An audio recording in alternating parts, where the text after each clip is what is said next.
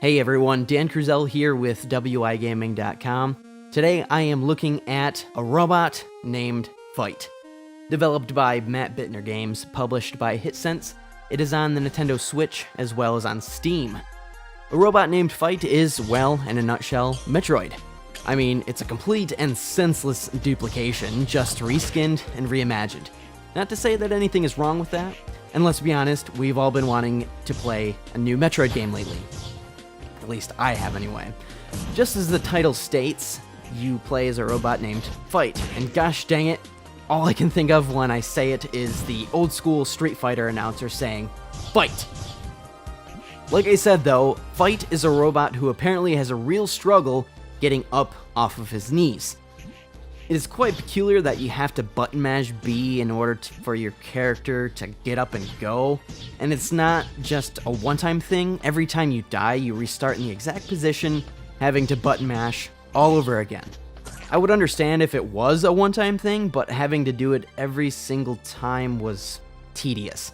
Short of that, once you do get up off your feet, you are then greeted by another dying soul, who seems a bit unusual and useless, as it seems like he's going to help you, but ultimately strikes me as a bit sardonic. Fight is equipped with nothing more than just a handgun to start you off. You will encounter a lot of platforming in this game. I do think they gave you a lot to work with as far as your jump is concerned. I can tell you one thing, this guy is definitely not white. Gameplay mechanics were mediocre at best. I wasn't blown away by any means. Of course, when you compare it to Metroid, what else can you say about that? Take this with a grain of salt, as I do think it's a solid game. I just think it's really nothing out of the ordinary. The game has a high replay factor, and the reason for this is mainly due to permadeath. It's only fitting for a roguelike. Now, before you sigh, I will say there is a saving grace to all of this, but only one.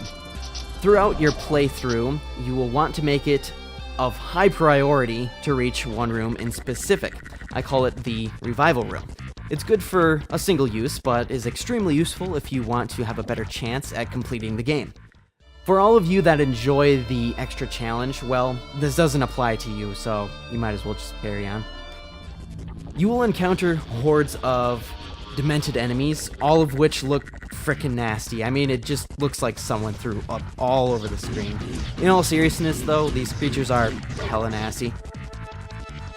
The purpose of the game is to destroy the Mega Beast, although it would have been funny if they had called it Mega Death or something like that maybe. Mega Beast is this pulsating, moon-sized orb made of flesh, mouths, and a hint of deviant art. It has now made Earth its home, and it's up to you to defeat this freak of nature.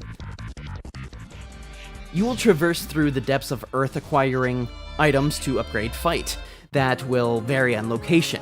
Now, if you didn't put two and two together, this game is procedurally generated.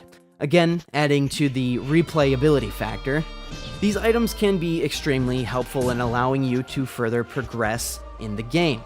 Of course, the only way to get further is to find and use these said items. The problem I faced was I felt like the items were few and far between, which made it difficult whenever I had accidentally encountered a boss room.